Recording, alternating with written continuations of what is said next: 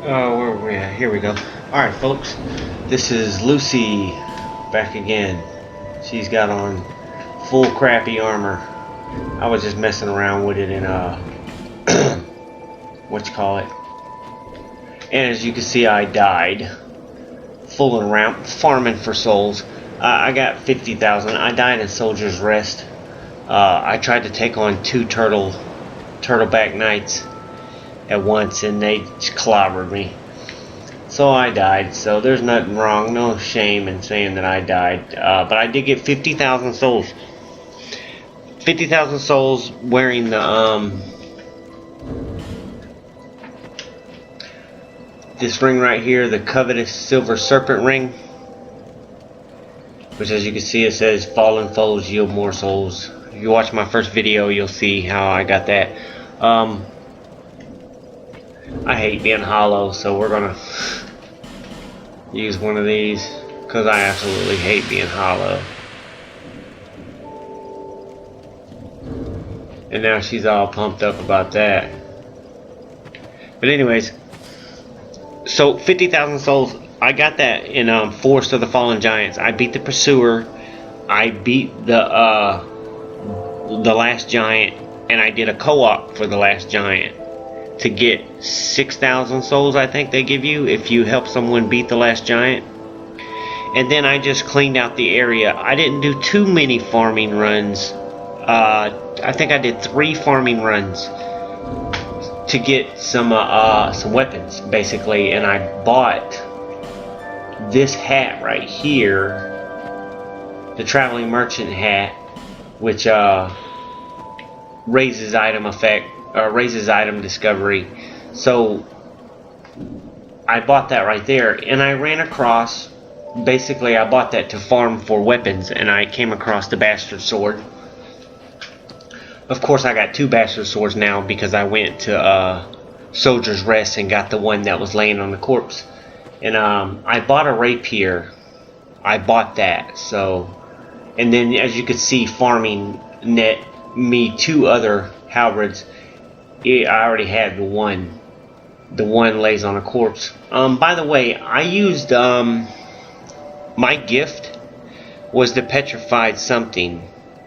I don't never go for bonfire aesthetic or healing wares or none of that nonsense.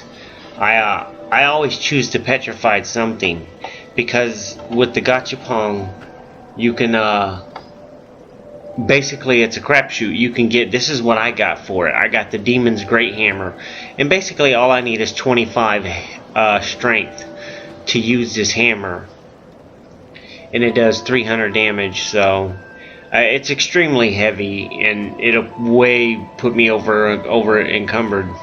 Even if I strip down butt naked, I think I still would be over encumbered with this thing. But that's what I got with the petrified something. A lot of people say, "Oh, I'll grab the bonfire aesthetic for what?" You're gonna grab one in the Lost Bastille anyways, and there's no point in using a bonfire aesthetic anywhere until you get to Dragonlake Castle. You could farm areas like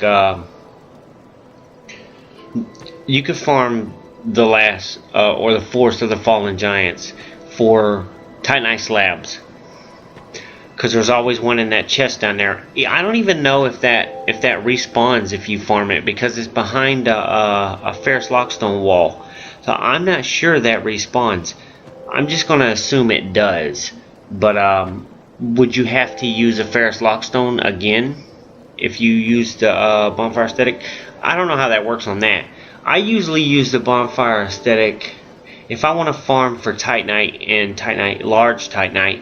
I'll use it in the Lost Bastille, and because you could get 3 large Titanites there, and No Man's Wharf, I think you get 2 large Titanites there. So that's a good place to use a bonfire aesthetic. But I don't really use them.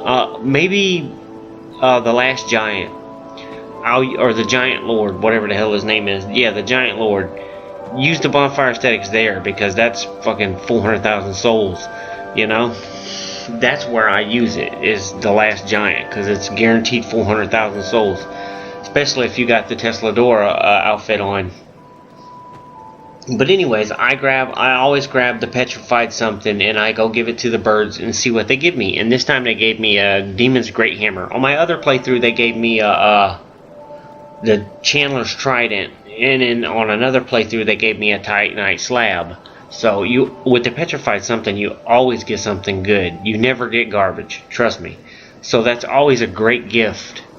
And the Chandler's Trident is a great weapon to use for co-op, because you can buff your allies with it.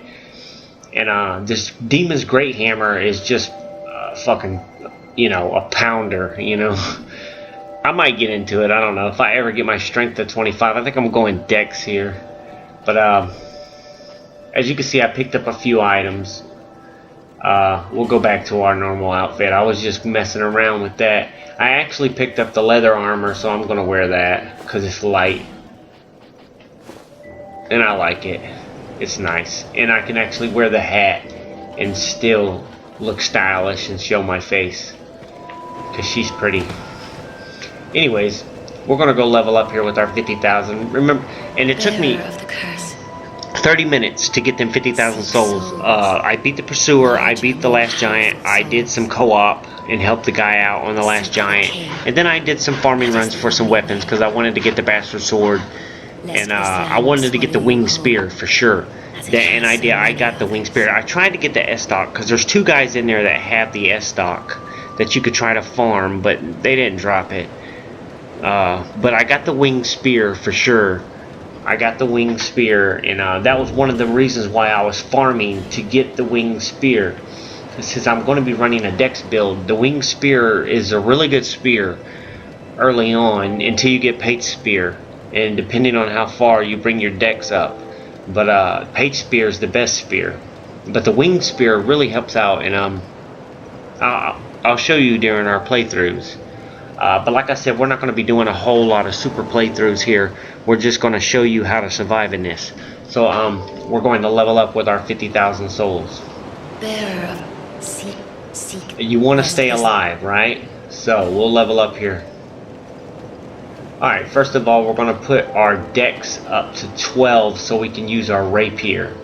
And if you're using the Bastard Sword, all you need is 11 Dex. And you don't need to use Strength, because you can two-hand the Bastard Sword and switch back and forth between the shield and two-hand. The shield and two-hand. So if you get good at it, you don't need to add Strength right now. But you can add Strength. Let's see, we would have 11. And if we would just put that up to 20, we still got 34,000 souls to spread around. So if you're using the Bastard Sword, and let's say we want to one-hand it, so we put our Strength at 20, we can still get our Vitality up to 20, so there's no problem there, and we can get our Endurance up to 10 and our Adaptability 12. We can put that at 10 and we can actually raise our Dex up some more, or you can raise your Strength up some more as well. But the way I'm going to build my character today is on Dex. So you could follow my lead, or you don't have to. But yes, Vitality is going to 20 because we want to stay alive. We're going to put our Endurance to 10. Our Vitality, that was actually Vigor. Our Vitality to 10. We're going to leave Strength alone, and we're going to put our Dex to 15, I think. 15. As well, we're going to put 19 in Vigor and get our Adaptability to 15.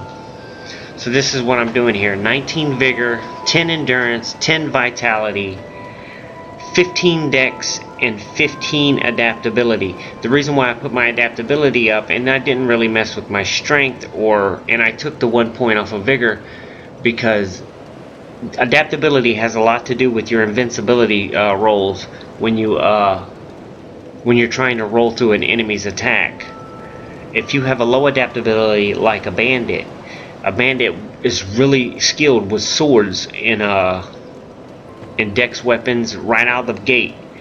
He can use almost any weapon with under 20 strength requirement.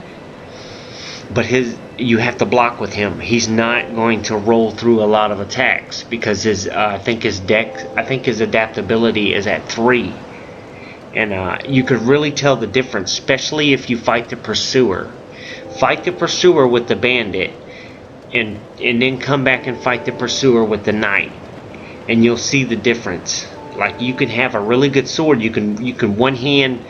You can, basically use the fire longsword and the hide knight sword back and forth, and you can, you can't use a bastard sword unless you put a point on strength.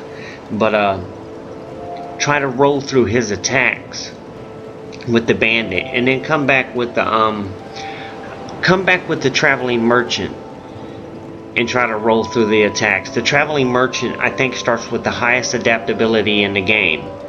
So come back and try to fight him with the traveling merchant, and you'll see how much easier it is. And you wouldn't understand it because you're like, oh wow, the traveling merchant, he basically, only thing he can use is the club, and he has to two-hand it to use it, or he can use the mace maybe. I think the mace is like Soul Level 1 style weapon, where you have to two-hand. He only starts out with 6 strength and 6 dex, but I think he starts out with like 10 or 15 adaptability, or in between there somewhere. But you can really see the difference just by fighting that one enemy, the pursuer. And I've tested it plenty of times. That's why I don't never level up until I finish Force of the Fallen Giants, because I'm really testing the build to see how well they do. The Last Giant is a weak character, and you can just run through him with no problem. But the pursuer is a tough enemy, and you have to roll dodge a lot of his hits, unless you go get the Drangleic sword and you level up your strength. Then you can block some of his hits, but he takes off a lot of stamina, so it's best to roll dodge some of his strikes and then counter attack. And when you use a player like the bandit or something like that, you'll see the difference. You just try it for yourself. You'll see the difference for low adaptability compared to high adaptability. Fight the pursuer and roll dodge his attacks. You'll see the difference. Alright, that being said, we're done with this. You guys see what I got going on here. If you follow this model, you'll have a successful build. I'm sorry I died that one time. I tried to do it. I wasn't really thinking about a no death playthrough because I'm actually playing this online. My no death playthrough I played through offline, but I'm not worried about that death. I'm sorry I died for you. It was off camera or whatever, but I didn't really want to die, but I was, getting greedy, trying to see if I could take on 2 turtlebacks, and it just didn't work out. And as you can see, I got plenty of souls here for upgrading my material.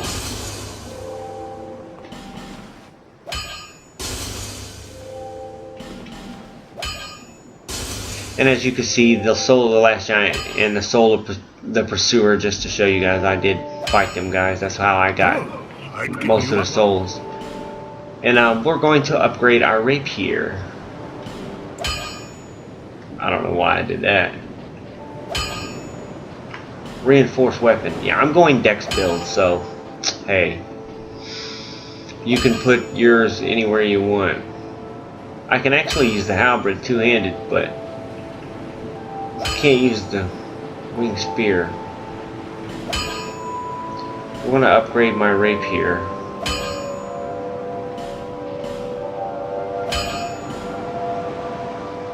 To a +4. And we'll throw some, I need 4 Titanite shards.